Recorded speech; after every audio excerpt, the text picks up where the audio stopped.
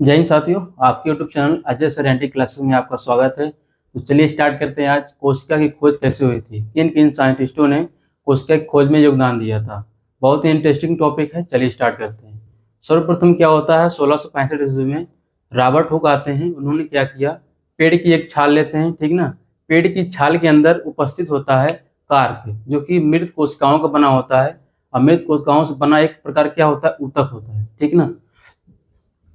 तो सबसे नंबर 1 पे आते हैं 1665 में रॉबर्ट हुक। रॉबर्ट हुक इन्होंने क्या किया, अपनी खुद की सूक्ष्मदर्शी बनाते हैं। उस सूक्ष्मदर्शी में इन्होंने क्या किया, कार की पतली काट को लिया। उन्होंने क्या किया, कार की पतली काट को लिया और फिर उस सूक्ष्मदर्शी में इन्होंने देखा, उसमें देखा कि कुछ छोटे छोटे प्रकोष्ठ दिखाई दे रहे थे, जो मधुमक्खी के छत्ते के समान दिखाई दे रहे थे।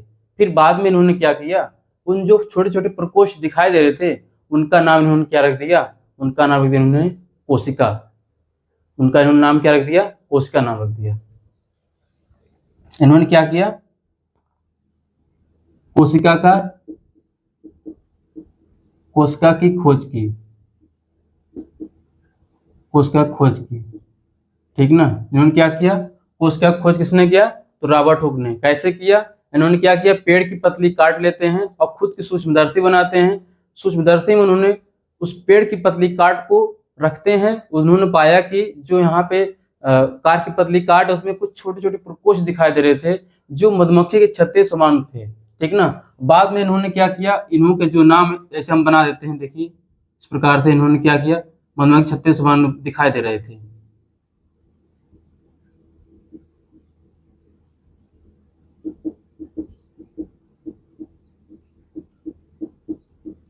ये जो बीच में छोटे छोटे पार्टिकल्स दिखा रहे हैं, यहाँ पे बीच वाला निकाल लें इस प्रकार से, तो यहाँ पे छोटा वाला कवर, ठीक ना।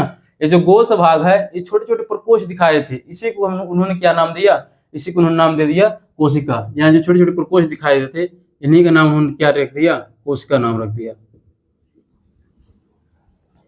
ठीक ना। इसके बाद आते हैं दूसरे नंबर पे 1674 में। अच्छा, यहाँ पे जो कार्क होता है ना, जो पेड़ की छाल के अंदर उपस्थित कार्क होता है ना, वो मृत कोशिकाओं का बना होता है। अब मृत कोशिकाओं से बना एक प्रकार क्या होता है, ऊतक होता है। जब यह मृत कोशिका का बना हुआ है, इसका मतलब इन्होंने, रॉबर्ट हुक ने किसकी खोज किया होगा, इन्होंने क्या किया था, रॉबर्ट हुक ने मृत कोशिका खोज किया था। किसकी खोज किया था, रॉबर्ट हुक ने मृत कोशिका खोज की। रॉबर्ट हुक ने किसकी खोज की, मृत कोशिका खोज की। जब मृत कोशिका खोज हुई तो बाद में देखा गया कि जब मृत कोशिका खोज हो चुकी है, तो क्यों ना अब जीवित कोशिका खोज किया जाए, उसको कहाँ पाया जाएगा। तो दूसरे नंबर पे आते हैं 1674 ईस्वी में Anton Anton van Anton van Leeuwenhoek. Anton van Leeuwenhoek इन्होंने क्या किया, इनसे एडवांस सूक्ष्मदर्शी बनाते हैं। रॉबर्ट हुक से कुछ बहुत ज्यादा अच्छी मात्रा में सूक्ष्मदर्शी बनाते हैं। फिर क्या करते हैं, तालाब में जाते हैं, तालाब के जल में उपस्थित वहां पे बहुत छोटे छोटे कुछ जीव दिखाई देते हैं। फिर उन्होंने क्या किया, स्पायरोगायरा उठाया। क्या किया, स्पायरोगायरा, जो कि एक प्रकार का शैवाल होता है। शैवाल कहें तो एक प्रकार का काई होता है, ठीक ना। अगर आप पानी में देखेंगे तो काई कुछ ना कुछ कहीं कहीं दिखाई देगी आपको, ठीक ना। बरसात के मौसम में ज्यादातर हरी हरी हरी कलर की क्या है, काई दिखाई देती है। तो उन्होंने क्या किया, जीवित को खोज कहाँ किया, इन्होंने सर्वप्रथम क्या किया, अपना खुद का उन्नत सूक्ष्मदर्शी बनाते हैं और तालाब के जल में उपस्थित शैवाल में, शैवाल जिसका नाम स्पायरोगायरा, उसमें क्या किया, इन्होंने जीवित कोशिका खोज किया। किसमें किया, इन्होंने जीवित कोशिका की खोज। एंटॉन लेवेनहॉक ने किया जीवित कोशिका की खोज। जीवित कोशिका की खोज किसमें किया, इन्होंने स्पायरोगायरा, स्पायरोगायरा इन्होंने किसमें किया, स्पायरोगायरा में किया। फिर इसके बाद में आते हैं तीसरे नंबर पे 1824 ईस्वी में। 1824 ईस्वी में ड्यूट्रोसैट ड्यूट्रोसैट ड्यूट्रोसेट ये क्या बताते हैं, ड्यूट्रोसेट क्या बताते हैं, इन्होंने कहा कि जितने भी जीव हैं, जितने जीव हैं, सभी संगठित जीवितों का शरीर असंख्य कोशिकाओं का क्या है, संकलन है। इन्होंने क्या कहा कि सभी जो हैं, सभी सभी संगठित सभी संगठित जीवितों का शरीर सभी संगठित जीवितों का शरीर असंख्य कोशिकाओं का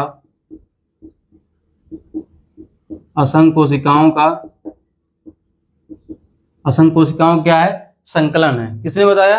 ल्यूट्रोसेट ने बताया। कहने का तात्पर्य है जितने भी जीव हैं सबका जो शरीर है असंख्य कोशिकाओं से ही क्या है, मिलकर बना होता है। इसके बाद आते हैं चौथे नंबर पे 1831 ईस्वी में। 1831 में फिर यहाँ पे सर्वप्रथम यहाँ पे जो है रॉबर्ट हुक ने यहाँ पे जो गोल गोल अंदर मधुमक्खी संरचना दिखाई दे रही थी, इसका नाम यहाँ पे क्या रख दिया था? कोशिका रख दिया था। लेकिन यहाँ पे जो बीच वाला हिस्सा था, इस बीच वाले हिस्से का नाम इन्होंने रॉबर्ट हुक ने नहीं दे पाया। बाद में फिर इसका खोज करते हैं, कोशिका के अंदर जो बीच वाला पार्ट होता है, रॉबर्ट ब्राउन आके बोलते हैं, क्योंकि कोशिका के अंदर क्या है, एक छोटा सा मध्य में पाया जाता है जिसका नाम क्या है? केंद्रक। तो रॉबर्ट हुक ने किसकी खोज किया था? केंद्रक की खोज किया था। ठीक ना, रॉबर्ट हुक ने किसकी खोज किया था? केंद्रक की। अब पूरा ओवरऑल की बात करें तो कोशिका है, इसकी बात करें तो इसका नाम है केंद्रक। ठीक ना, तो केंद्रक की खोज किसने किया था? तो रॉबर्ट ब्राउन ने किया था। फिर पांचवें नंबर पे आते हैं 1835 में। 1835 में फेलिक्स डुजार्डेन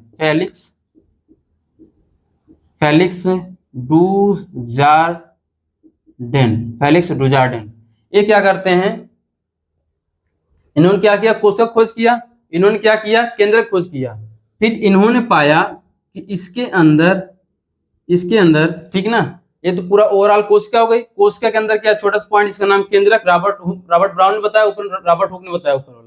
ये पूरा सर्किल जो ऊपर वाला इसको ऊपर रॉबर्ट हुक ने बताया, इसके मध्य में जो केंद्रक है उसको कौन बताया? रॉबर्ट ब्राउन ने बताया। फिर इन्होंने कहा कि केंद्रक के चारों तरफ कुछ छोटे छोटे क्या पाए जाते हैं? कुछ तरल पदार्थ पाए जाते हैं। केंद्रक के चारों तरफ कुछ तरल पदार्थ पाए जाते हैं, जिसका नाम इन्होंने क्या नाम रख दिया? इसका नाम इन्होंने रख दिया सारकोड। क्या नाम रख दिया? सारकोड। ये हमारा क्या है भाई? केंद्रक है, जिसको बोलते हैं न्यूक्लियस, बाकी इसकी बात करें तो हमारा क्या है? कोशिका। फिर 1838 में आते हैं मैथियस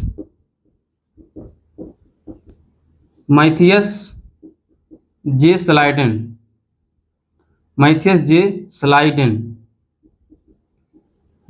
स्लाइडेन और सातवें नंबर पे हैं 1839 में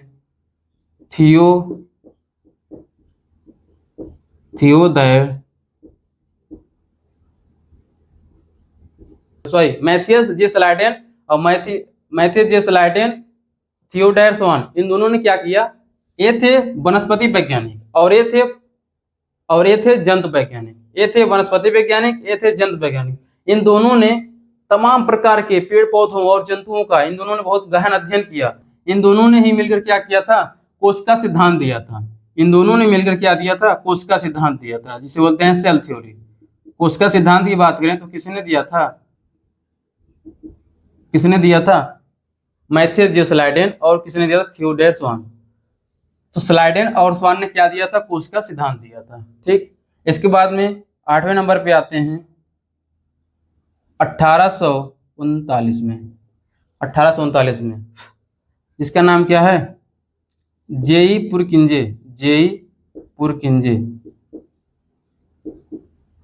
पुरकिंजे। इन्होंने क्या किया? सेम यही डिक्टो कॉपी किया, फेलिक्स डुजार्डेन का पूरा कॉपी कर लिया। क्या किया इन्होंने? यहाँ पे हम जानते हैं इसको पूरा क्या बोलते हैं? कोशिका। इसके अंदर छोटा सा पॉइंट होता है, इसको क्या बोलते हैं? केंद्रक। ये क्या हो गया? कोशिका। इसका नाम क्या है? केंद्रक। और इसके अंदर कुछ द्रव पाए जा रहे थे। इसके अंदर क्या है? कुछ तरल पदार्थ पाए जा रहे थे, जिसका फिर बाद में इन्होंने नाम चेंज करके क्या रख दिया? इन्होंने नाम रख दिया, जे पुरकिंजे ने क्या नाम रख दिया? इसका नाम रख दिया प्रोटोप्लाज्म। क्या नाम रख दिया? प्रोटोप्लाज्म नाम रख दिया, जिसको हिंदी में कहते हैं जीव द्रव्य। फिर बाद में आते हैं 9वें नंबर पे 1855 में।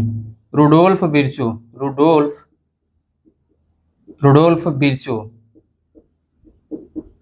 रुडोल्फ विर्चो इन्होंने क्या किया, ये दोनों स्लाइडेन और स्वान ने इन्होंने बताने में असमर्थ हो गए, नहीं बता पाए कि नई कोशिकाओं का खोज कैसे हुआ। हालांकि इन्होंने सेल थ्योरी दिया था, कोशिका सिद्धांत दिया था, लेकिन इन्होंने नहीं बता पाया था कि नई कोशिकाओं का निर्माण कैसे होता है। रुडोल्फ विर्चो आते हैं सर्वप्रथम, इन्होंने क्या कहा कि कोशिका का विभाजन होता है, जो भी नई कोशिका बनती है अपने पूर्व स्थित जीवित कोशिकाओं के विभाजन से ही बनता है। किसने कहा था? रुडोल्फ विर्चो ने। फिर बाद में इन्हीं को क्या कहा गया? आधुनिक कोशिका सिद्धांत के फादर। बाद में इन्हें क्या कहा गया? आधुनिक कोशिका सिद्धांत के फादर। क्यों? क्योंकि फिर उसके बाद में 10वें नंबर पे आते हैं 1931 में नाल आते हैं, नाल एवं रुस्का। कौन आते हैं? नाल एवं रुस्का। नाल एवं रुस्का ये दोनों क्या बोलते हैं? कुछ बोलते नहीं। इन्होंने क्या किया? इलेक्ट्रॉन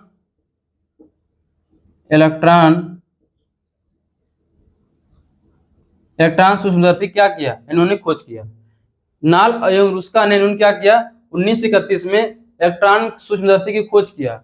इन दोनों की ही वजह से, नाल एवं रुस्का की वजह से ही बाकी बचे कोशिका के अंदर उपस्थित जितने भी छोटी मोटी संरचनाएं थी और कोशिका के अंदर जो भी छोटे छोटे अंग थे उनको समझने में क्या हो गया? बहुत आसानी हो गया।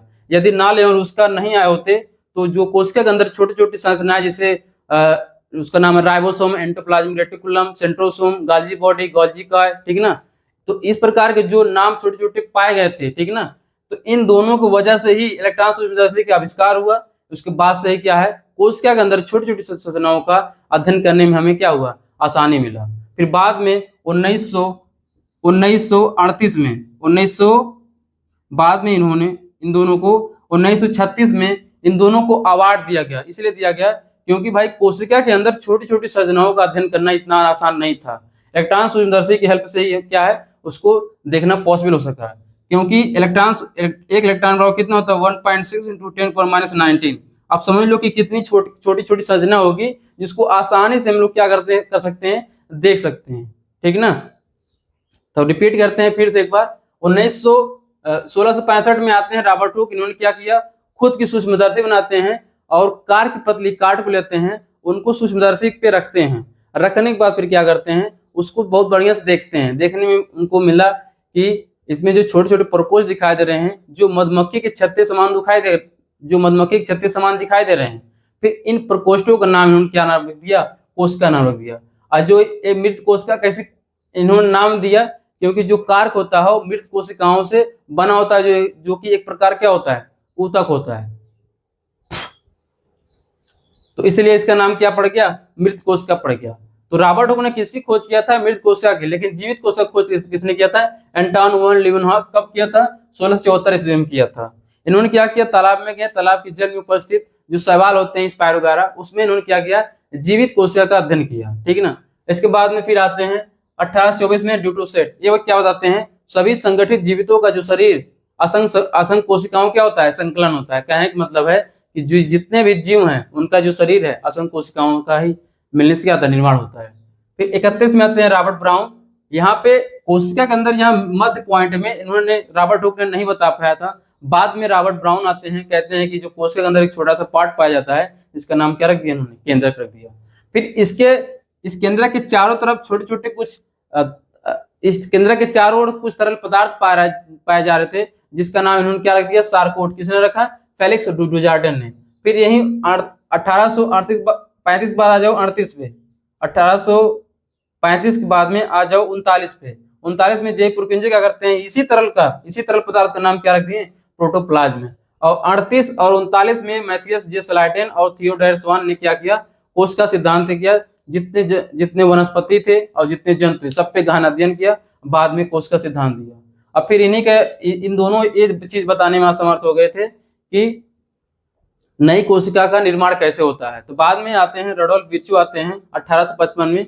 इन्होंने क्या बताया कि नई कोशिका का निर्माण होता है उसके पहले क्या होता है? कोशिका विभाजन होता है, फिर नई कोशिकाओं का निर्माण पूर्ववर्ती जीवित कोशिकाओं के विभाजन से क्या होता है।